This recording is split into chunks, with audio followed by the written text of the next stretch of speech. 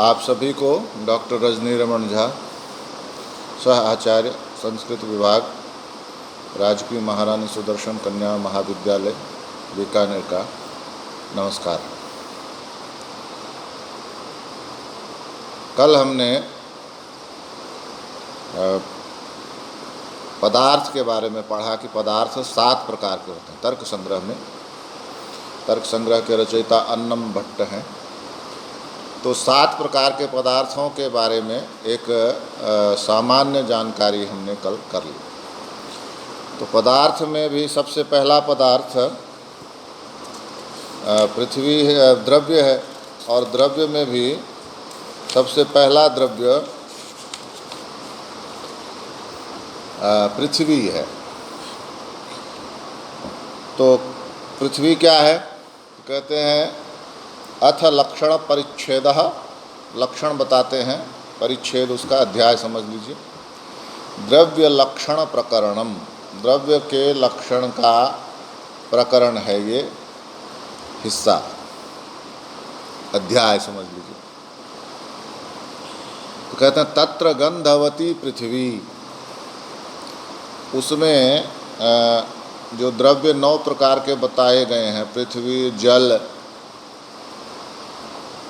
तेज, वायु, आकाश, काल, दिशा, आत्मा और मन, ये 9 प्रकार के जो द्रव्य बताए गए हैं, उसमें प्रथम द्रव्य बताया गया है पृथ्वी। तो कहते हैं तत्र गंधवती पृथ्वी, पृथ्वी क्या होती है? गंध वाली होती है, जिसमें गंध होता है वह पृथ्वी होती है। सा द्विविधा, 2 प्रकार की पृथ्वी होती है, नित्या अनित्याश्च, नित्य भी होती है और अनित्य भी होती है, अनित्याच। नित्या परमाणु रूपा, जब वह परमाणु रूप में होती है तो नित्य होती है, और अनित्या कार्य रूपा, और जब वह कार्य रूप में होती है तो अनित्य होती है। पुनस्त्रिविधा, फिर वह 3 प्रकार की होती है। शरीरेंद्रिय विषय भेदात, शरीर, इंद्रिय और विषय के भेद से। शरीरम अस्मदादि नाम, शरीर हम लोगों का जो शरीर है वही उसका शरीर है। इंद्रियम गंधग्राहकम घ्राण नासाग्रवर्ती, इंद्रिय जो है वह गंधग्राहकम, गंध ग्रहण करने वाला जो घ्राण है, ये जो नाक है, नासाग्रवर्ती, नाक के आगे जो है ये, इसको, यह उसका इंद्रिय है। विषयो मृत पाषाण आदि, और उसका विषय क्या है? मिट्टी, पत्थर आदि। यह तो हुआ इसका साधारण अर्थ। अब निश्चय ही आपको इसमें बहुत कम समझ में आया होगा, तो इसको ऐसे देखते हैं कि गंधवती पृथ्वी, जिसमें भी गंध है वह पृथ्वी है, पृथ्वी में गंध होती है। तो वह 2 प्रकार की बताई गई, कौन कौन सी? तो नित्या अनित्याच, नित्य पृथ्वी होती है और अनित्य पृथ्वी होती है। तो कहते हैं परमाणु रूप में वह नित्य होती है। तो परमाणु रूप में यदि वह पृथ्वी है, नित्य है, तो वह परमाणु रूप क्या है?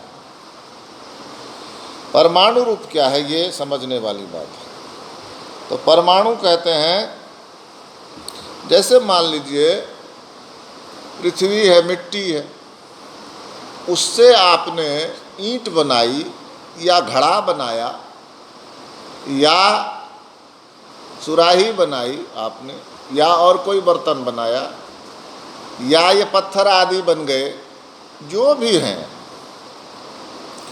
ये आप परमाणु रूप में क्या है? ये अनित्य, नित्य है। क्यों? ईंट बन जाए, घड़ा बन जाए, पत्थर बन जाए, सब मिट्टी है, सब पृथ्वी है।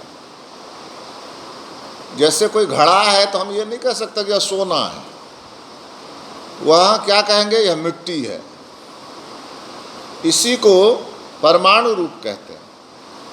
लेकिन जब वह घड़ा बन गया, पत्थर बन गया, ईंट बन गया, तो कार्य हो गया। कार्य, अब हम कहेंगे यह ईंट है, यह घड़ा है, घड़ा ईंट तो नहीं है, और ईंट जो है वो पत्थर नहीं है, घड़ा सुराही नहीं है, घड़ा दिया नहीं है, तो सब अलग अलग हैं। तो ये कार्य रूप हो गया, कार्य के रूप में, वस्तु के रूप में जब यह हो गया अलग वस्तु के रूप में, कार्य रूप में, तब यह अनित्य हो गया। अनित्य क्यों हो गया?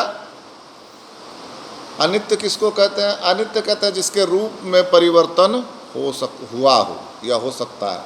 अब घड़ा है, घड़े को फोड़ सकते हैं, घड़े को फोड़ देंगे वो टुकड़े टुकड़े हो जाएगा, दिए को फोड़ देंगे वो टुकड़े टुकड़े हो जाएगा, तो उसका रूप बदल सकता है। तो इसको इसीलिए अनित्य कहते हैं। नित्य मतलब जो हमेशा रहे, और अनित्य मतलब जो नहीं रहे। तो इसलिए पृथ्वी जो है वह परमाणु रूप में, जब वह पृथ्वी के रूप में ही है सब में, तब वह नित्य है। चाहे वो घड़े में है, चाहे दिए में, सब जगह पृथ्वी है। और जब वह घड़ा के रूप में है या दिए के रूप में है तो वह अनित्य है, क्योंकि उसका रूप बदल सकता है। तो यही कहा, और कहा फिर से पुनस्त्रिविधा, फिर वो 3 प्रकार की है। कैसे 3 प्रकार की है? कि शरीर किसकी पुनस्त्रि 3 प्रकार की है, किससे कहते हैं? शरीर इंद्रिय विषय के भेद से, शरीर इंद्रिय और विषय के भेद से वह 3 प्रकार की है। तो शरीर क्या है? शीर्यते इति प्रतिक्षणम क्षीयमाणम देहम शरीरम। चूँकि यह प्रतिक्षण शीर्यते कम होता जाता है, शरीर जो हमारा है ना वह हर समय क्षीण हो रहा है, तो इसलिए इसको शीर्यते कहा गया। तो इसलिए क्षीयमाण जो देह है उसको शरीर कहते हैं। तो ये जो शरीर है, यह पृथ्वी का शरीर क्या है? तो पृथ्वी का शरीर है, हम ही लोग उसके शरीर हैं। अस्मदादि नाम, हमारा जो शरीर है यही पृथ्वी का शरीर।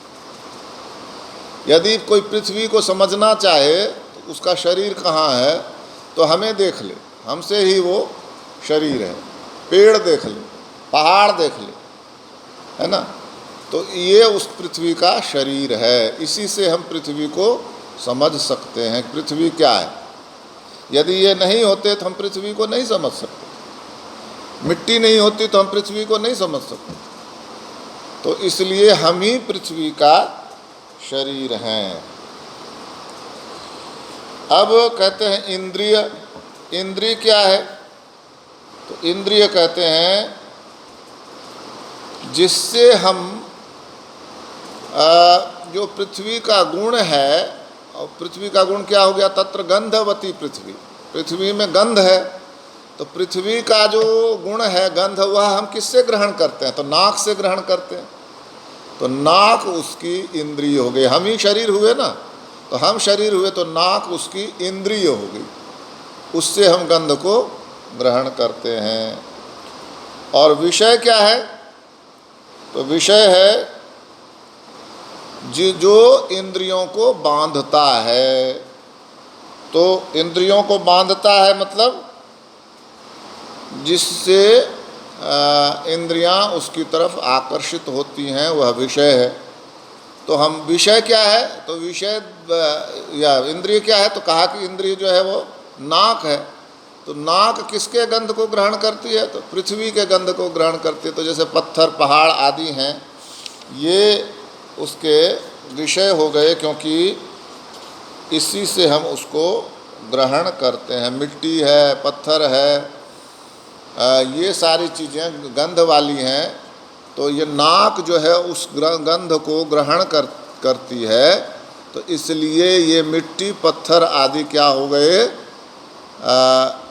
विषय हो गए। फिर से समझिए, शरीर क्या है? पृथ्वी का शरीर क्या है? तो पृथ्वी का शरीर हम ही हैं, हम ही पृथ्वी हैं। और हमारी इंद्रियां जो है, यानी नाक जो है इंद्रिय, वो पृथ्वी का इंद्रिय हो गया। और विषय क्या हो गया? ये जो मिट्टी, पत्थर आदि हैं, इसको विषय कहते हैं। यानी हम ये जो हम समझते हैं कि फूल में गंध होती है, इसको ऐसे समझें।